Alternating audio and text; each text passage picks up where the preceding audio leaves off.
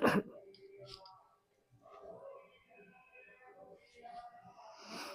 बच्चों मेरा इस चैनल में आप सबका फिर से स्वागत है।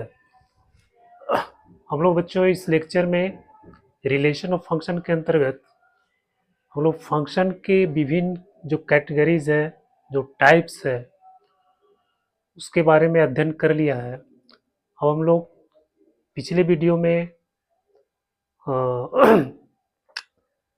डोमेन निकालने के लिए even function, odd function, periodic function, इन सब सारी चीज़ों के बारे में हम लोग पढ़ चुके हैं। अब आज के लेक्चर में हम लोग पढ़ेंगे रेंज के बारे में। रेंज कैसे निकाला जाता है। रेंज और डोमेन हमेशा एक दो सवाल ऑलवेज जो है जेई में सवाल आता है, बोर्ड में भी अक्सर क्वेश्चन आता है। तो डोमेन निकालने के लिए हम लोग देख चुके हैं और आज हम लोग देखेंगे रेंज निकालने के लिए। बच्चों अगर ये कॉन्सेप्ट आप लोग को अच्छा लगता है तो इसको प्लीज़ सब्सक्राइब कीजिए, लाइक कमेंट कीजिए, ताकि हमको कुछ मोटिवेशन मिले और मैं आपके लिए प्रयास करता रहूं। और मुझे पूरी उम्मीद है कि आपको एक क्वालिटी कंटेंट्स आपको प्रोवाइड किया जा रहा है। और ये बच्चों तभी समझ में आएगा जब आप उसको पूरी तरह से देखेंगे। और मुझे लगता है कि आप वीडियो को पूरी तरह से नहीं देखते हैं।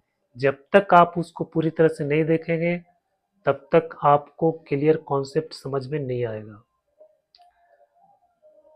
तो शांति से वीडियो को देखिए। एक दार्शनिक है, फिलोसोफर चीन का, आप सब जानते होंगे,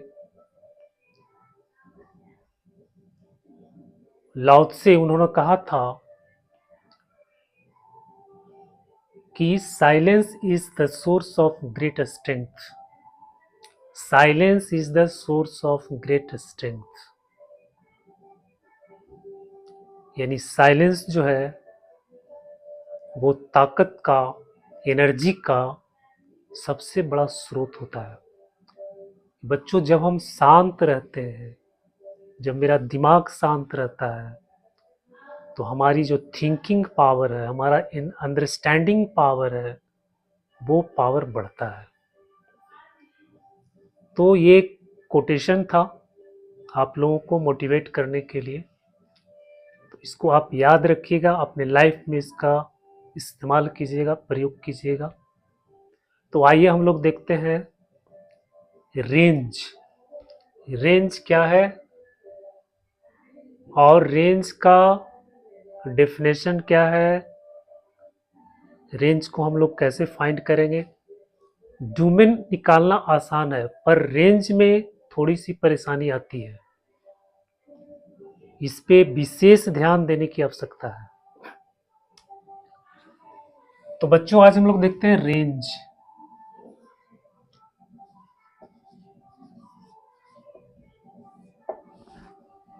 अब रेंज क्या होता है। जब फंक्शन होता है, मान लेते हैं कि ये आपका सेट ए है, ये सेट बी है और इन दोनों के बीच में एक फंक्शन डिफाइन है एफ एक्स। तो ये मान लेते हैं 1 2 3 और यहाँ 1 2 3 4 इस तरह से है। 1 1 के साथ एसोसिएट होता है, 2 2 के साथ एसोसिएट होता है, 3 4 के साथ एसोसिएट होता है। तो ये जो एलिमेंट है 1 2 3, इसको हम लोग क्या बोलते हैं, डोमेन। और ये जो एलिमेंट है 1 2 3 4, इसको हम लोग क्या बोलते हैं, कोडोमेन। और ये डोमेन का जो एलिमेंट है, कोडोमेन के जिस एलिमेंट के साथ एसोसिएट है, उसका जो सेट है उसको हम लोग बोलते हैं रेंज।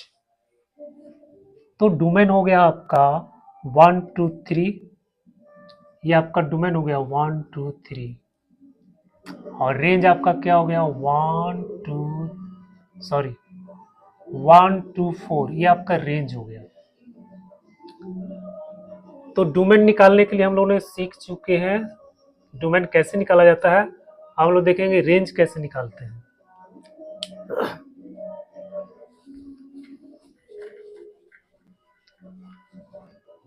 तो रेंज क्या होता है बच्चों?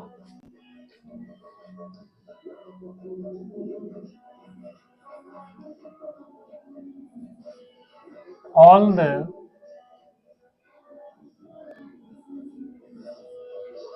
set of f images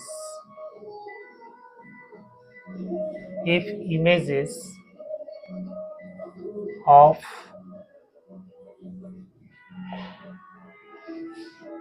the values of x, यानी x के वैल्यू के लिए इसका जो इमेज मिलता है उसका जो सेट होता है उसी को हम लोग क्या बोलते हैं? रेंज बोला जाता है। या फिर हम लोग बोले कि values of y for which x to be defined, या इसको बोलेंगे all the real values of y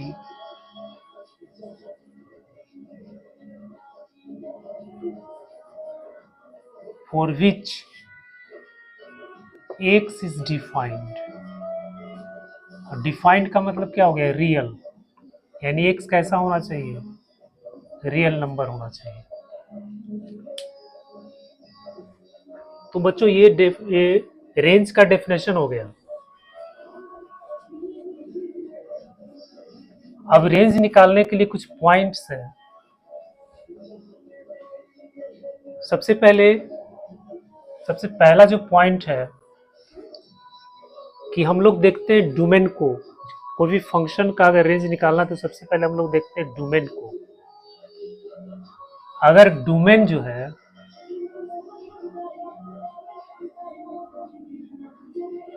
अगर डोमेन आपका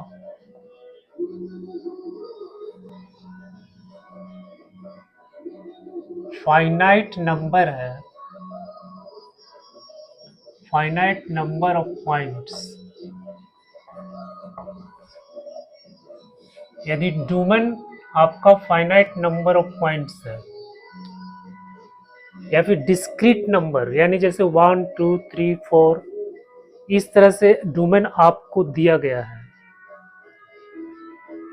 और फंक्शन डिफाइन है, तो हम क्या करेंगे? x का वैल्यू पुट करते जाएंगे और y का वैल्यू निकालते जाएंगे। इस तरह से हमको क्या मिल जाएगा? रेंज मिल जाएगा। जैसे अगर डोमेन मान लो बच्चों की x का वैल्यू आपको दिया गया है 1 2 3 4 ऐसे, और जो फंक्शन है ये फंक्शन आपका डिफाइन है 2x, तो ये फाइनाइट नंबर ऑफ पॉइंट से ये दिया हुआ आपका। अब हम इसमें इस वैल्यू पुट करेंगे, x का वैल्यू जब पुट करेंगे 1 तो ये आपका वैल्यू मिलेगा 2, x का वैल्यू पुट करेंगे 2 तो f2 का वैल्यू मिलेगा 4, फिर x का वैल्यू पुट करेंगे 3 तो f3 का वैल्यू मिलेगा 6, फिर x का वैल्यू पुट करेंगे 4 तो f4 का वैल्यू मिलेगा आपको 8। तो ये जो सेट मिला नंबर का 2 4 6 8, ये आपका रेंज हो जाएगा। रेंज हो गया आपका 2 4 6 8, ये आपका रेंज हो गया। तो बच्चों अगर डोमेन आपका फाइनाइट नंबर ऑफ पॉइंट्स इस तरह से अगर नंबर मिल जाता है, ये इनफाइनाइट भी हो सकता है, पर अगर इस तरह से अगर नंबर आपको मिल जाता है तो फिर ये वैल्यू इसमें पुट करके हम रेंज निकाल लेते हैं। ये पहला पॉइंट है।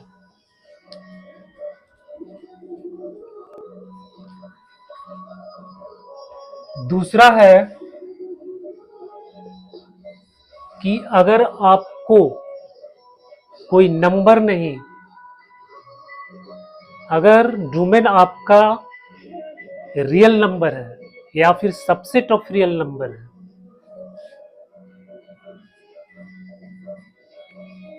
ये जो डोमेन है वो आपका आर है या फिर सबसेट ऑफ आर है।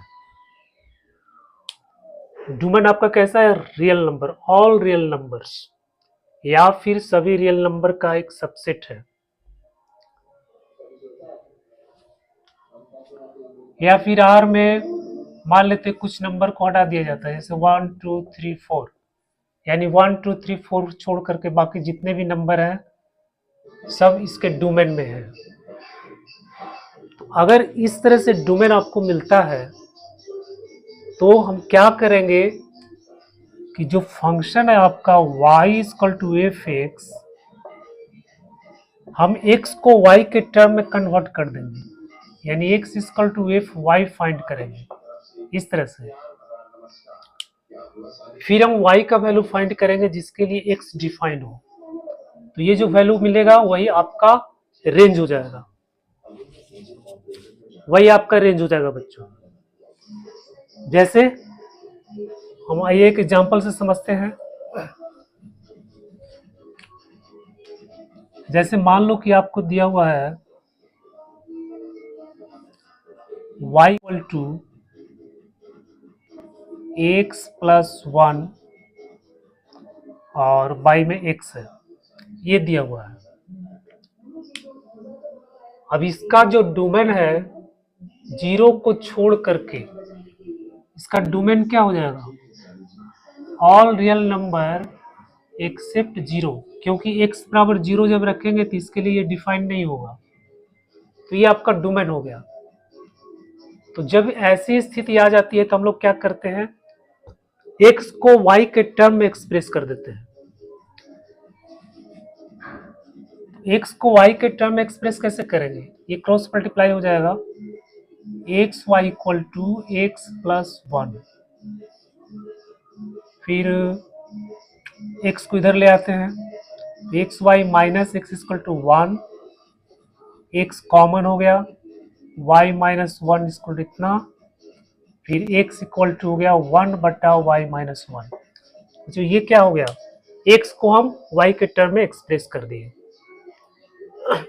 यहाँ y जो है x के टर्म में है, हम x को y के टर्म में एक्सप्रेस कर देते हैं। अब इसका वैल्यू निकालते हैं जिसके लिए x क्या होता है? रियल होता है, यानी value of y for which x is defined. Defined का मतलब x का वैल्यू रियल होना चाहिए। तो अब जो है ये y माइनस एक्स, अब इसमें जब x को हम y के टर्म में एक्सप्रेस कर देते हैं तो जो डोमेन निकालने का जो तरीका है वो डोमेन फिर से हम अप्लाई कर देते हैं। तो अगर y का वैल्यू यहाँ पे अगर हम 1 पुट कर देते हैं तो क्या हो जाता है? जीरो हो जाता है, नॉट डिफाइंड हो जाता है। तो x डिफाइंड कब होगा? x will be defined, x defined कब होगा? जब y minus 1 not equal to 0, यानी y not equal to 1, y 1 के बराबर नहीं होना चाहिए। तो आपका रेंज क्या हो जाएगा? रेंज आपका क्या हो जाएगा? ऑल रियल नंबर एक्सेप्ट 1, यानी 1 को छोड़ करके सभी रियल नंबर इसका क्या हो जाएगा? रेंज हो जाएगा।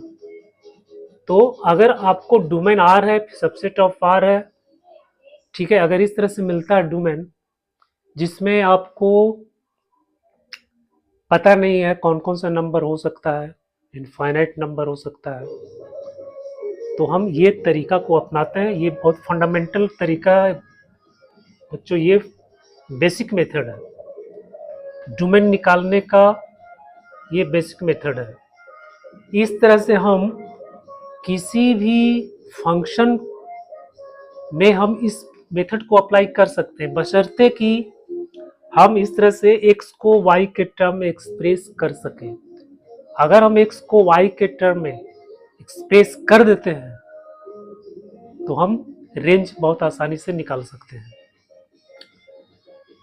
तो सबसे पहले हमको देखना है कि हम x को y के टर्म में एक्सप्रेस कर पाते हैं कि नहीं कर पाते हैं। अगर नहीं कर पाते हैं तो फिर हम दूसरा मेथड अप्लाई करेंगे।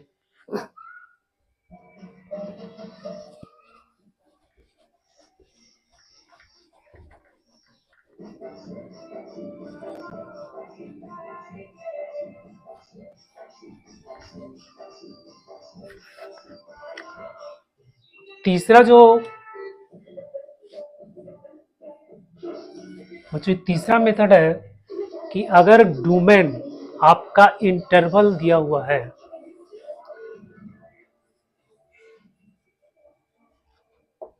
डोमेन आपका कोई इंटरवल दिया हुआ है,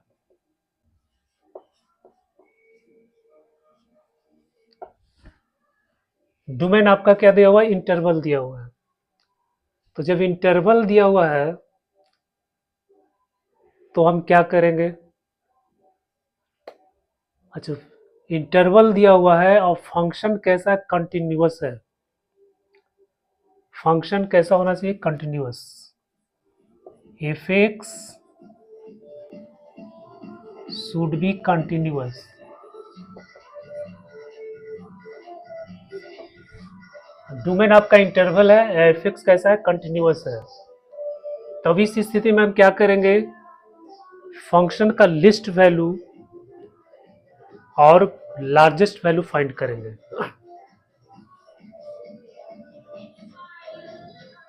देन फाइंड लिस्ट वैल्यू, मान लेते अल्फा है, एंड ग्रेटेस्ट वैल्यू मान लेते बीटा है। तो आपका रेंज क्या हो जाएगा, अल्फा बीटा, ये आपका रेंज हो जाएगा। तो बच्चों ये जो था ये आपका बेसिक मेथड है। इस मेथड का प्रयोग करके हम जनरली रेंज को फाइंड करते हैं।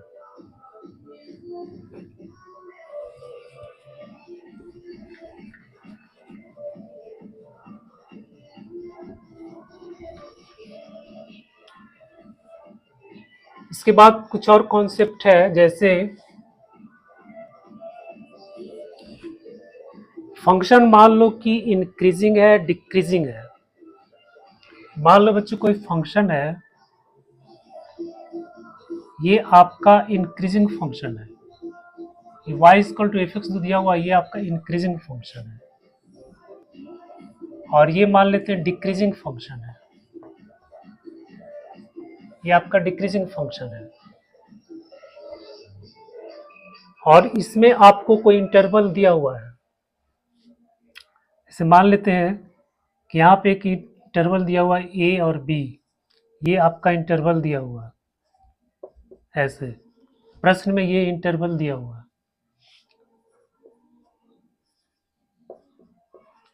इस तरह से, और फिर हमको रेंज निकालना है। तो सबसे पहले हम पता करेंगे कि ये फंक्शन इंक्रीजिंग या डिक्रीजिंग है कि नहीं है। और इंक्रीजिंग डिक्रीजिंग पता करने के लिए क्या किया जाता है, हम डी वाई डी एक्स निकालेंगे, डी वाई डी एक्स निकालेंगे। और डी वाई डी एक्स अगर ये पॉजिटिव है तो फंक्शन कैसा हो जाएगा, इंक्रीजिंग। और डी वाई डी एक्स अगर नेगेटिव है तो फंक्शन कैसा हो जाएगा, डिक्रीजिंग।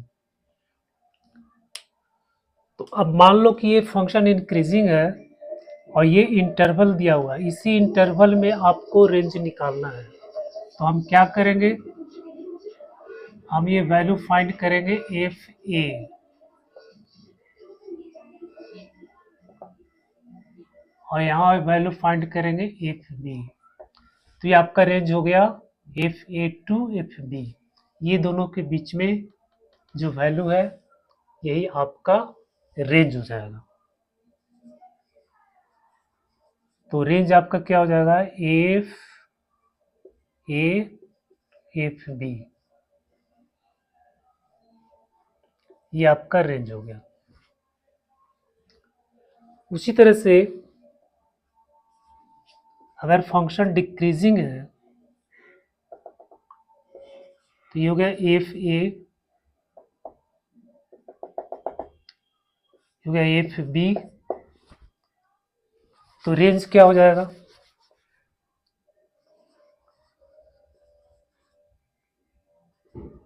रेंज हो जाएगा एफ बी एफ ए, उल्टा हो जाता है। इंक्रीजिंग में A to B F A F B हो गया, डिक्रीजिंग में एफ बी एफ ए हो गया। तो ये भी एक कॉन्सेप्ट है रेंज निकालने का, तो इसको भी आपको ध्यान रखना है, ठीक है।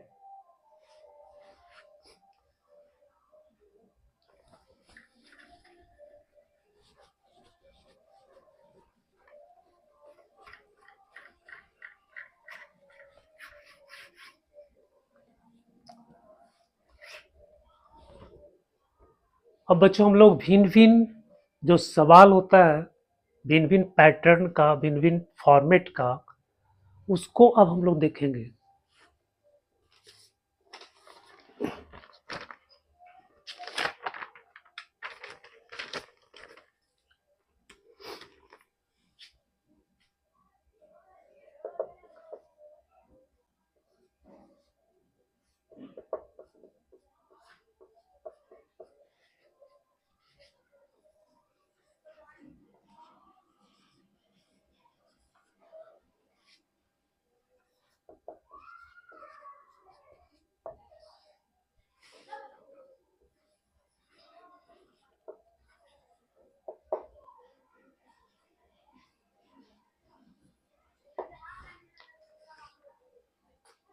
इसका आपको रेंज निकालना है। ये डोमेन हो गया, ये को डोमेन हो गया। ये function is defined from N to N, तो डोमेन आपका क्या हो गया, एन।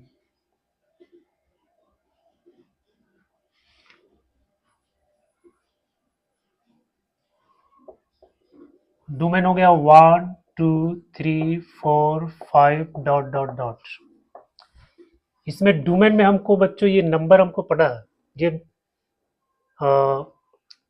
1 है, 2 है, 3 है, 4 है, 5 है, इस तरह से हमको नंबर पता है। तो रेंज निकालना बहुत आसान है। इस फंक्शन में हम एक्स का वैल्यू पुट करते जाएंगे और आपको रेंज मिलता चला जाएगा। तो जब हम 1 पुट करेंगे तो रेंज आपका क्या हो जाएगा, जब इसमें 1 पुट करेंगे तो ये आपका आ जाएगा 5, जब 2 पुट करेंगे तो 7, जब 3 इसमें पुट करेंगे तो हो जाएगा 9, 4 पुट करेंगे तो हो जाएगा 11, और इस तरह से बढ़ते जाएंगे। तो ये आपका रेंज निकल गया। तो अगर इस तरह से सवाल दिया हुआ है जिसमें डोमेन आपको नंबर दिया गया है, ठीक है, तो हम रेंज निकाल सकते हैं इस तरह से बहुत आसानी से।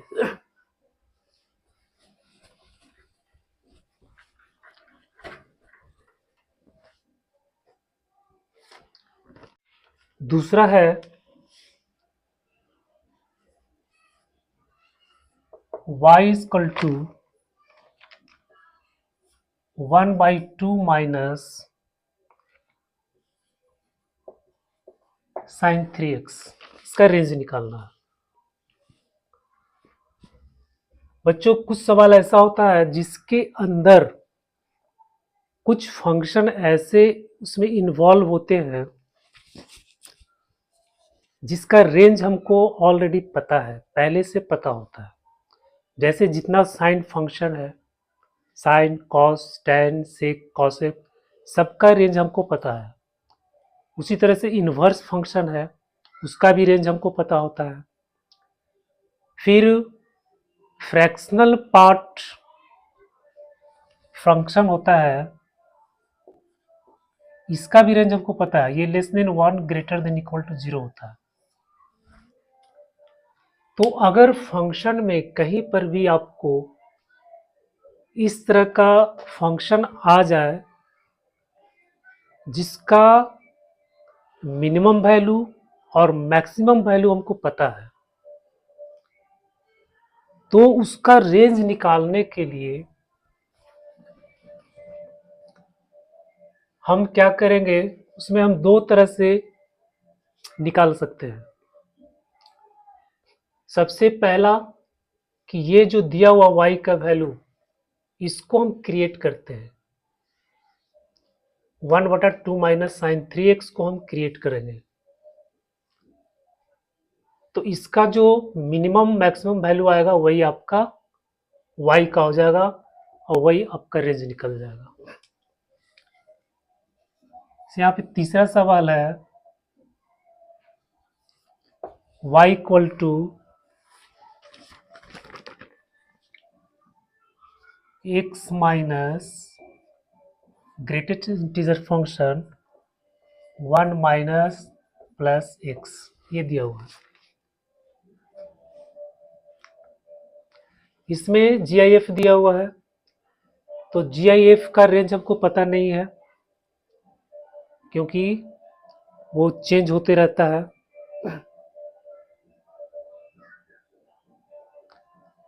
परंतु जो फ्रैक्शनल पार्ट फंक्शन है उसका वैल्यू हमको पता है, उसका मिनिमम वैल्यू क्या होता है, मैक्सिमम वैल्यू क्या होता है। और जो फ्रैक्शनल पार्ट फंक्शन है इसको हम लोग लिखते हैं x minus greatest integer function. तो ये जो फंक्शन दिया हुआ है इसको हम इस फंक्शन में कन्वर्ट कर देंगे, कन्वर्ट करके हम फिर इसका आसानी से रेंज निकाल लेंगे। तो सबसे पहले हम यहाँ पे देखते हैं बच्चों, ये इसमें साइन, जो साइन फंक्शन है, तो साइन फंक्शन का रेंज हमें पता है ना। साइन का रेंज क्या होता है, -1 to 1। तो हम क्या करेंगे, इस फंक्शन को क्रिएट करेंगे। तो उसके लिए हम यहां से शुरू करेंगे, कहेंगे साइन 3x ये होता है लेस देन इक्वल टू 1 और ये -1। अब इसमें माइनस से मल्टीप्लाई कर देंगे, तो minus sine 3x less than equal to -1 और यह हो जाएगा +1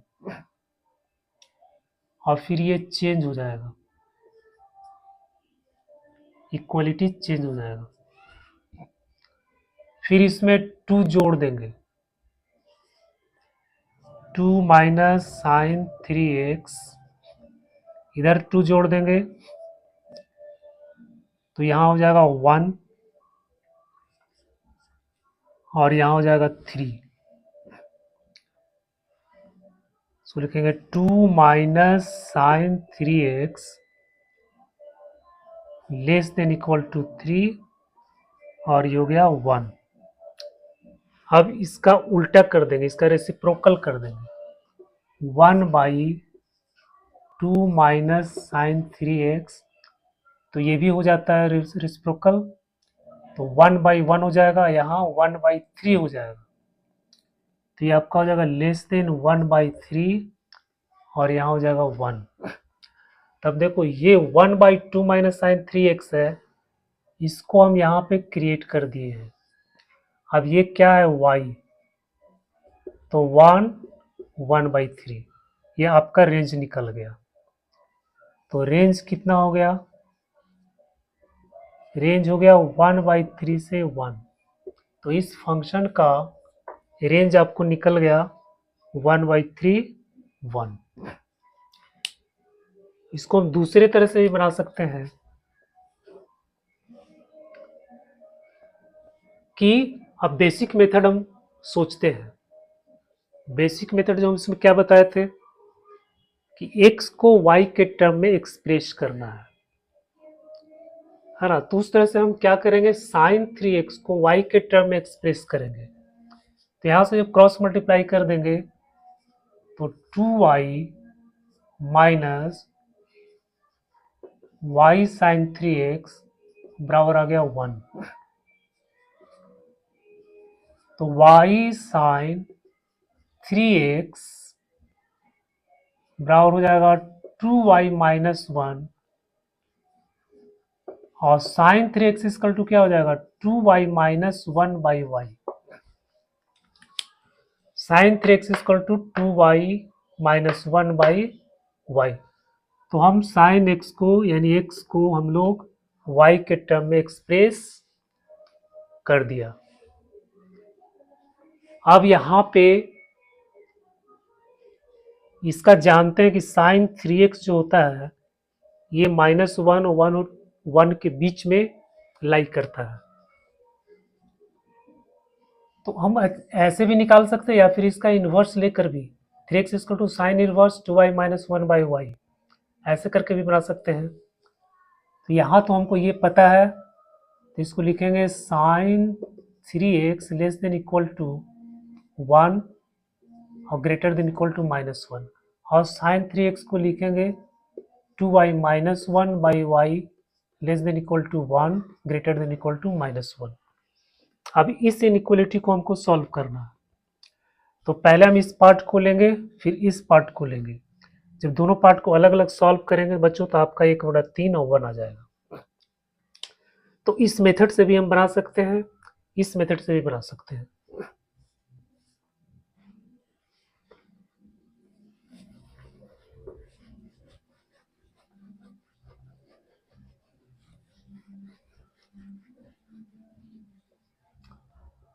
अब आइए यहाँ पे देखते हैं हम, ये आपका y इक्वल टू हो गया x माइनस इतना, इसको तो लिखेंगे ये फ्रैक्शनल पार्ट फंक्शन। फिर यहाँ पर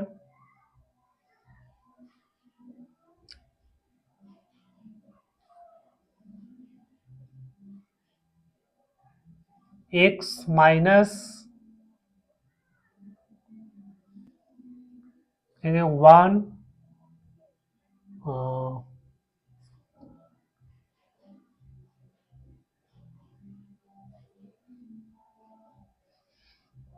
इसको x माइनस इतना, तो ये हो जाएगा 1 plus fractional part of x,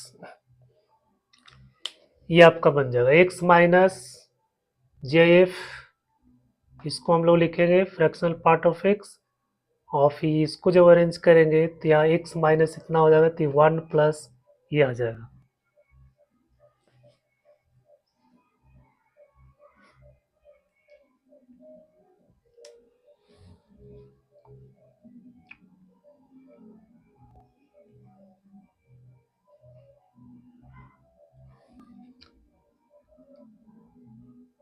plus x minus, हाँ सही है, ठीक है।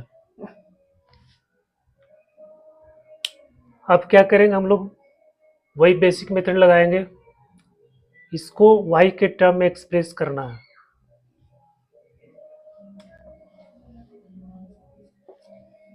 तो यहाँ क्रॉस मल्टीप्लाई कर देंगे, y प्लस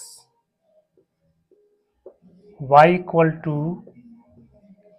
ये फ्रैक्शनल पार्ट, फिर क्या करेंगे इसको हम इधर ले आते हैं, तो इसको इधर ले आते हैं, तो y इक्वल टू हो जाएगा माइनस y,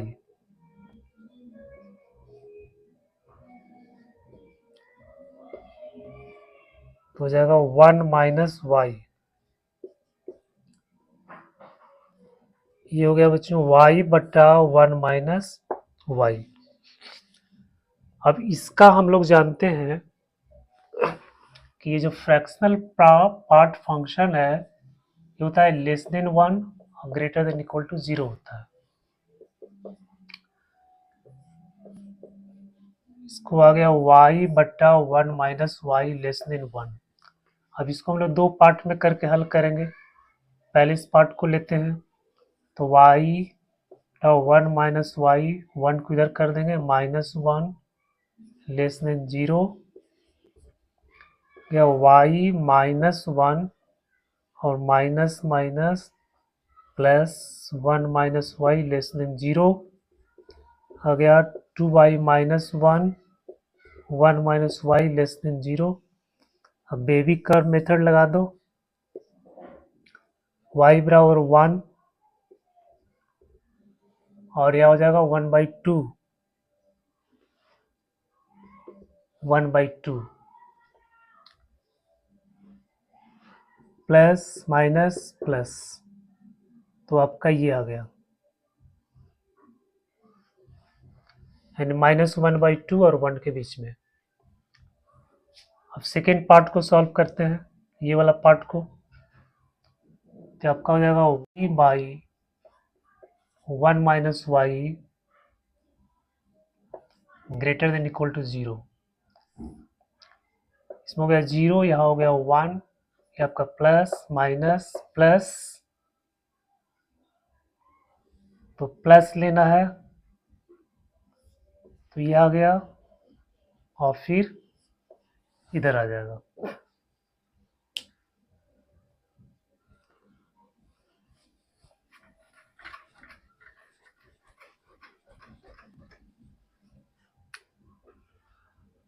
अब क्या करेंगे, दोनों का इंटरसेक्शन। आ गया 1/2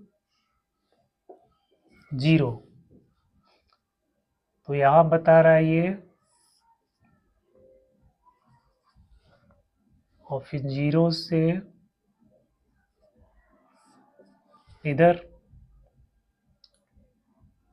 और फिर इसमें कह रहा 1/2 से 1,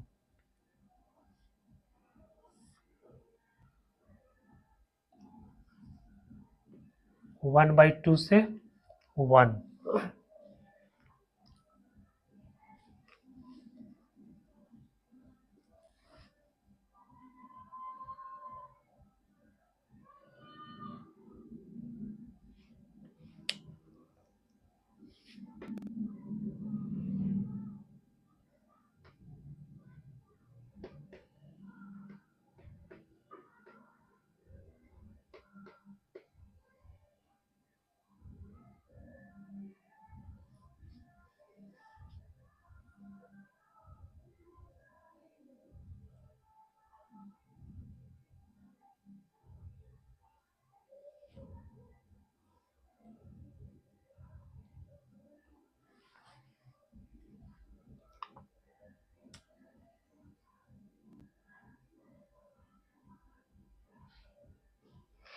1/2 to 1 हो गया, 0 से इधर हो गया,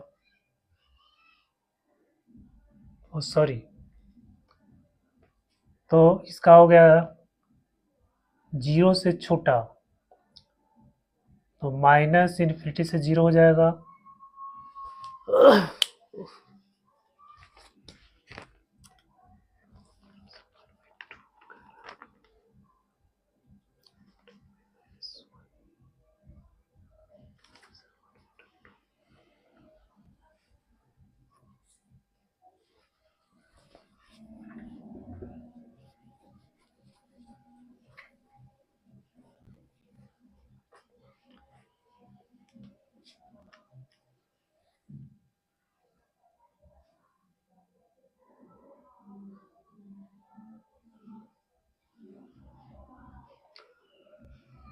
-1 माइनस माइनस प्लस हो गया, y 2y -1, ये तो ठीक है। 1/2 से 1 हो गया,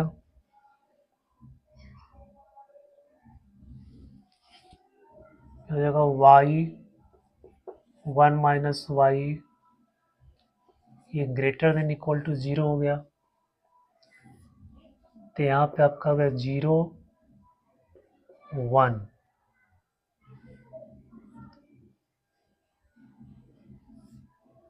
प्लस माइनस प्लस, यहाँ लेंगे 1/2, तो 1/2 से 1 तक है, 1/2 से 1 तक, और फिर 1 से इन्फिनिटी, और यहाँ पे बच्चों y=1 को हमको इंक्लूड नहीं करना है, क्योंकि फिर ये नॉट डिफाइंड हो जाएगा, और इसको भी इंक्लूड नहीं करना है, और फिर इधर में है 0 से छोटा, तो हो गया -∞ to 0,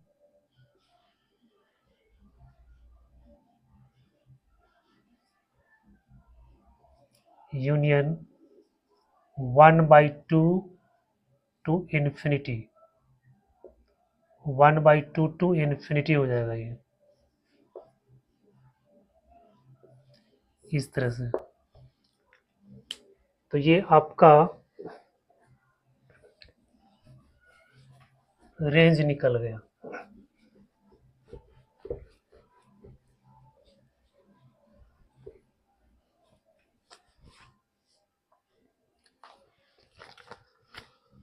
अगला जो सवाल है वो दिया y equal to under root x square plus 9 है। अब इसका रेंज निकालना है, तो इसको भी हम x को y के टर्म एक्सप्रेस करके निकाल सकते हैं, लेकिन इसमें एक्स स्क्वायर यहाँ पे ऐसा टर्म है जो आपको पता है कि इसका वैल्यू क्या होता है। इसको पता है कि इसका वैल्यू क्या होता है। तो एक्स स्क्वायर ये हमेशा पॉजिटिव होता है, ग्रेटर देन इक्वल टू 0, और ये हो गया infinity.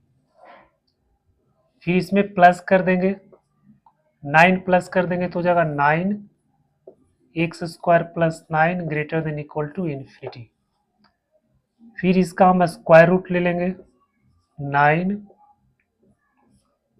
X square plus 9 greater than equal to infinity. तो 3 less than equal to x square plus 9 greater than equal to infinity. अब ये किसके बराबर, y के बराबर है, तो आपका रेंज आ गया 3 से इन्फिनिटी, 3 टू इन्फिनिटी, ये आपका रेंज आ गया। तो जब भी किसी फंक्शन के अंदर ऐसा वैल्यू, ऐसा फंक्शन जिसका वैल्यू हमको पता है, जिसका रेंज पता है, जिसका मिनिमम और मैक्सिमम वैल्यू हमको अगर पता है, तो हम सीधे जो है इस तरह से डायरेक्ट निकाल सकते हैं। ये फंक्शन को हम क्रिएट कर देंगे और हमारा आंसर आ जाएगा।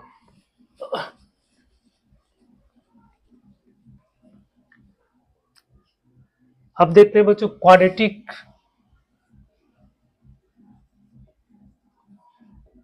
Quadratic function.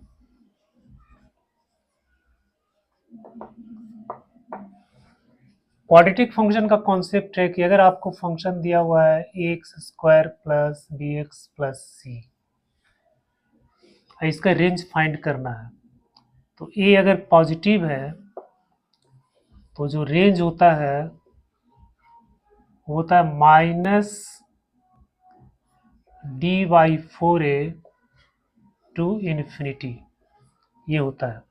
ए अगर नेगेटिव है तो जो रेंज होता है minus infinity to minus dy/4a। ये क्वाड्रेटिक इक्वेशन का रेंज निकालने का ये फॉर्मूला है। जैसे आइए देखते हैं हम लोग कि अगर आपको निकालना है y equal to x square plus x plus 1, इसका रेंज फाइंड करना है, तो यहाँ पर a इक्वल टू 1 क्या है, पॉजिटिव है। जब ये पॉजिटिव है तो इसका रेंज क्या आ जाएगा, माइनस dy/4a इंटू इन्फिनिटी। अब d निकालेंगे तो d equal to b square minus 4ac, तो 1 स्क्वायर माइनस 4 इंटू 1 इंटू 1, तो ये हो जाएगा 1 माइनस 4 इक्वल टू माइनस 3। ये d का वैल्यू माइनस 3 आ गया, तो फिर रेंज आपका क्या हो जाएगा,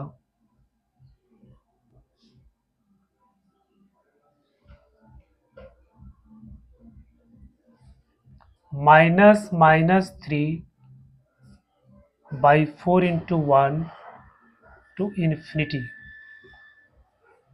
आ गया 3/4 टू इन्फिनिटी, ये आपका रेंज आ गया। उसी तरह से अगर y इक्वल टू दिया हुआ minus x square plus 4x plus 4, इस तरह से दिया हुआ है, तो ये यहाँ पे आपका क्या नेगेटिव है, तो a equal to minus 1 less than 0, ये नेगेटिव है तो रेंज आपका ये हो जाएगा। तो d निकालेंगे तो बी स्क्वायर यानी 16 और माइनस माइनस प्लस 16, यह आ गया 32। तो रेंज हो जाएगा minus infinity to minus, d का मान आ गया 32 और 2 इंटू -1 हो गया minus infinity minus minus plus, यह गया 16। तो इस तरह से रेंज निकल गया। तो जब भी कोई क्वाड्रेटिक इक्वेशन दिया हुआ है उसका रेंज निकालना है तो हम इस तरह से, रेंज इस तो मिनिमम वैल्यू हो गया, मैक्सिमम वैल्यू हो गया, इसमें आपका ये मिनिमम वैल्यू हो गया, ये मैक्सिमम वैल्यू हो गया। यानी जब ये पॉजिटिव है तो इसका ग्राफ ऐसे बनेगा, तो ये आपका मिनिमम वैल्यू, मैक्सिमम वैल्यू क्या होता है, इन्फिनिटी। अगर ए नेगेटिव है तो ग्राफ ऐसे बनेगा, ये आपका मिनिमम वैल्यू यहाँ होगा और मैक्सिमम वैल्यू यहाँ होगा।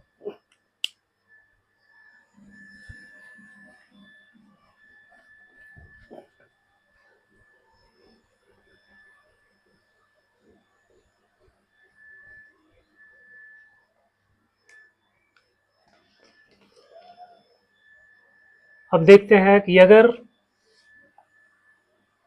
फंक्शन इस तरह से, अगर क्वेश्चन दिया हुआ है y equal to x square plus x plus one और X square minus X plus one, ये दिया हुआ है, इसका रेंज निकालना है। तो इसका रेंज निकालने के लिए हम लोग क्या करेंगे, इसको हम लोग बेसिक मेथड पे हम लोग चलेंगे, यानी x को y के टर्म में एक्सप्रेस करना है। तो x को y के टर्म में एक्सप्रेस तो यहाँ पे नहीं हो पाएगा, तो इससे क्वाड्रेटिक इक्वेशन बनाते हैं। y को इससे मल्टीप्लाई कर देते हैं, x square y minus x y plus y equal to x square plus x plus one. फिर एक्स स्क्वायर को इधर ले आएंगे तो ये आपका हो जाएगा x square y minus one, इसको ले आएंगे minus x y plus one plus y minus one equal to 0। ये बन गया आपका क्वाड्रेटिक इक्वेशन। तो जब भी सवाल इस तरह से अगर दिया हुआ है तो आप ऐसे क्वाड्रेटिक इक्वेशन बना लें। एक्स स्क्वायर, इसको इधर लाएंगे, वाई माइनस वन हो गया माइनस एक्स, माइनस इधर आएगा, माइनस एक्स कॉमन होगा तो वाई प्लस वन हो गया, फिर वाई माइनस वन, ये हो गया। अब बच्चों ये एक्स में एक क्वाड्रेटिक इक्वेशन है। अब एक्स को रियल होने के लिए हम जानते हैं कि किसी भी quadratic equation x square plus B x plus c equal to 0। अब एक्स रियल कब होता है, जब D greater than equal to 0 होता है। तो यहाँ पर भी हम इसी कॉन्सेप्ट का प्रयोग करेंगे कि एक्स रियल कब होगा, जब D greater than equal to 0 हो जाएगा। अब डी कितना हो जाएगा, minus Y plus one, minus Y plus one का whole square, B square minus four into Y minus one into Y minus one, ये आपका होगा ग्रेटर देन इक्वल टू 0। यहाँ हो जाएगा माइनस माइनस प्लस, इसको तोड़ेंगे तो आपका होगा y square plus two y plus one minus four, यहाँ हो जाएगा y square minus two y plus one greater than equal to 0। फिर आ गया y square plus two y plus one minus four y square plus eight y minus four greater than equal to 0। ये minus three Y square हो गया और plus 10y और minus three greater than equal to 0।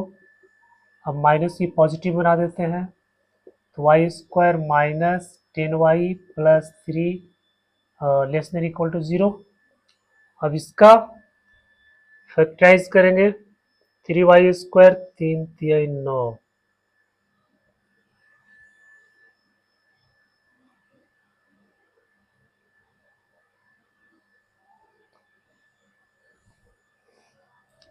3 3 9 5 5 10।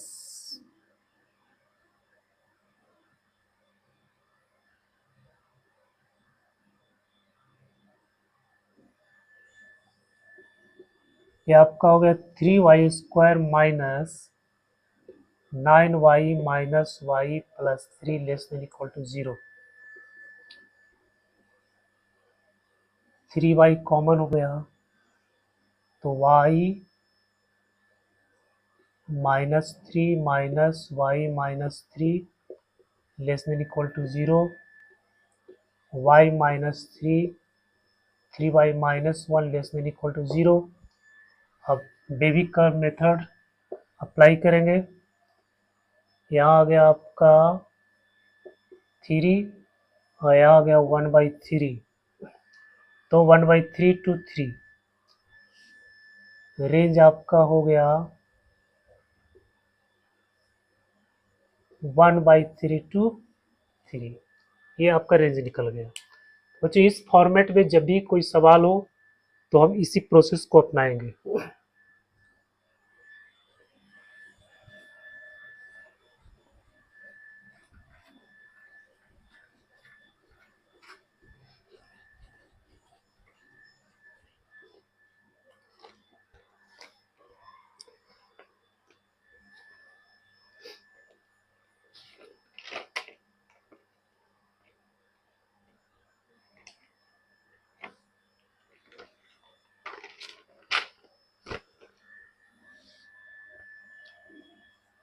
f(x) equal to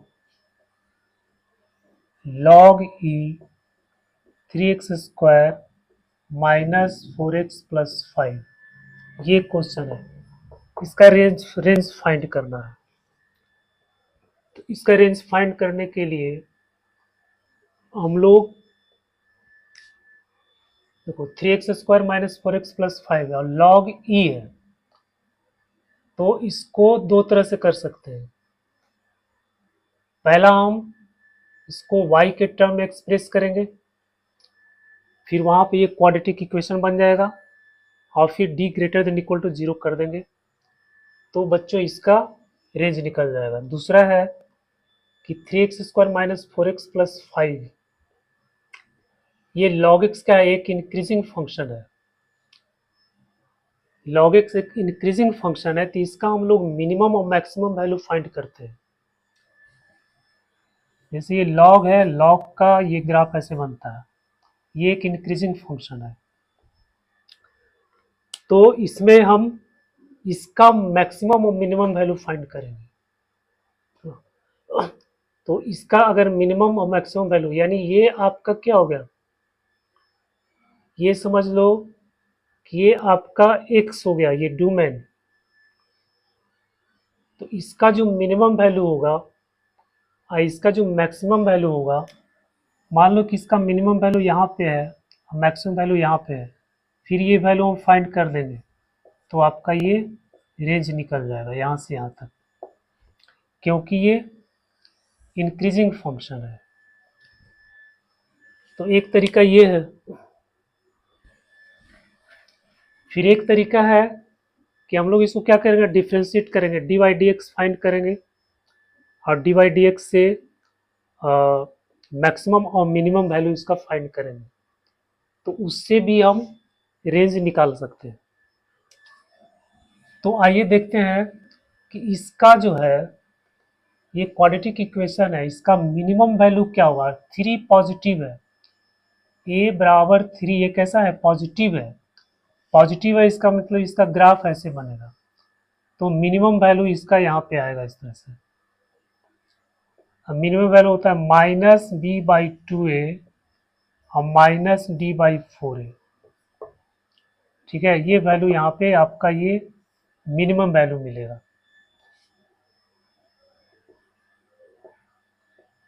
तो minimum value 3x² minus 4x², 3x² minus 4x plus 5 का minimum value क्या हो जाएगा, -d/4a।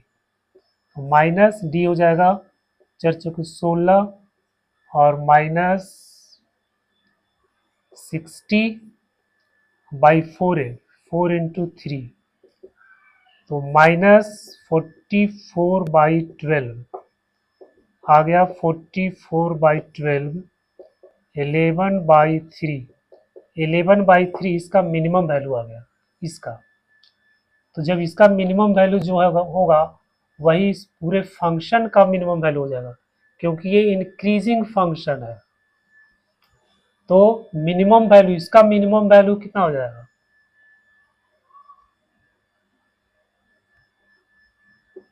Minimum value of F x, ये आपका हो जाएगा log e 11/3। अब मिनिमम वैल्यू मिल गया, मैक्सिमम वैल्यू क्या था? इन्फिनिटी। तो रेंज आपका क्या हो गया?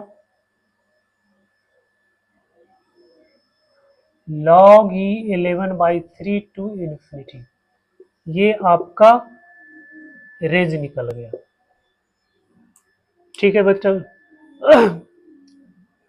आप क्या करेंगे, इसको दूसरे तरह से भी बना सकते हैं। तो y इक्वल टू हो गया log e 3x² minus 4x plus 5, लिखेंगे 3x² minus 4x plus 5 equal to e to the power y। तो 3x² minus 4x plus 5 minus e power y equal to 0। अब ये क्वाड्रेटिक इक्वेशन बन गया। अब इसमें हम ये लगा देंगे d greater than equal to 0। तो d greater than equal to जब 0 लगाएंगे तो फिर आपका ये वैल्यू आ जाएगा log 11/3 इन्फिनिटी।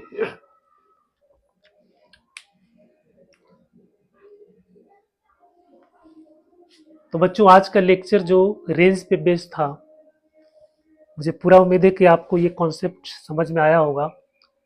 इसके लिए रेंज निकालने में ऐसे बहुत तरह के सवाल होते हैं।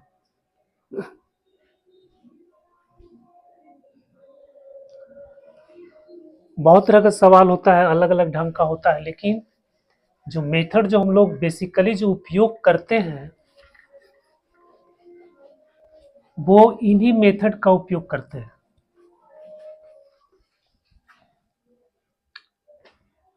जैसे एक सवाल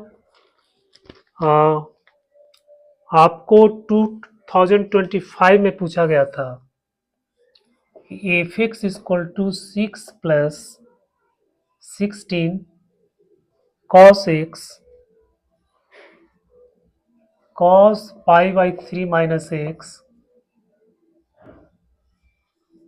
cos π/3 plus x sin 3x cos 6x। इसका रेंज आपको दिया हुआ है अल्फा बीटा। और फिर कह रहा है दे फाइंड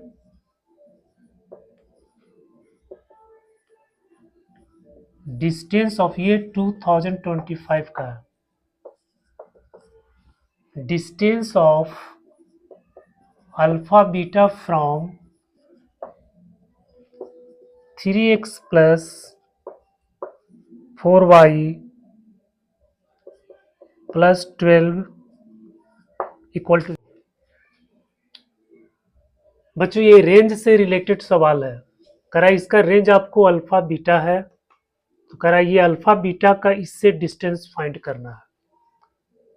तो जब हम इसको सॉल्व करेंगे तो एफ एक्स इक्वल टू, इसको सॉल्व करने के बाद आपका जो आएगा वो 6 प्लस साइन 12x आएगा।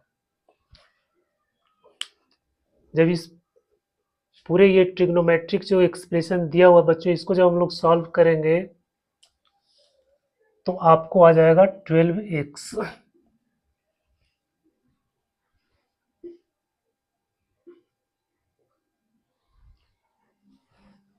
12x आ जाएगा। अब ये उसी फॉर्मेट में आ गया। अब इसका रेंज आप निकालेंगे, कैसे निकालेंगे? तो sine 12x less than equal to 1, और यहाँ -1 है, फिर इसमें 6 प्लस कर देंगे, तो 6 plus sine 12x less than equal to 7, और यहाँ हो जाएगा 5। तो 5 to 7 इसका रेंज कितना आ गया, 5 to 7, यानी अल्फा का वैल्यू आ गया 5 और बीटा का वैल्यू आ गया 7। फिर इससे इसका डिस्टेंस, तो डिस्टेंस का ये फॉर्मूला होता है कि ये अल्फा बीटा वैल्यू इसमें पुट करेंगे 3 इंटू 5 और यहाँ y को पुट करेंगे 7, 4 इंटू 7 प्लस 12 और फिर अंडर रूट होता है ये कोएफिशिएंट का स्क्वायर प्लस 4 का स्क्वायर, इस तरह से। तो इसको सॉल्व करने के बाद इसका आंसर आएगा बच्चों 11। ये आपका आंसर आ गया। तो इसमें जो है दो तीन कॉन्सेप्ट को मिला दिया गया है, ठीक है। इसमें ट्रिग्नोमेट्री को मिलाया गया है और फिर ये कोऑर्डिनेट ज्योमेट्री को भी मिलाया गया है। बट इसका जो है रेंज हम लोग इसी तरह से निकालेंगे। इसको पूरा सॉल्व करने के बाद ये ट्रिग्नोमेट्रिक फार्मूला लगाने के बाद आपको इतना आएगा 6 + sin 12x। अब यहाँ पे ये फंक्शन आ गया उसी तरह से कि इसका हमको रेंज पता है, तो इससे हम इस पूरा एक्सप्रेशन को क्रिएट कर देंगे, फिर इसका हमको मिनिमम वैल्यू मैक्सिमम वैल्यू मिल जाएगा, तो यही आपका रेंज आ जाएगा।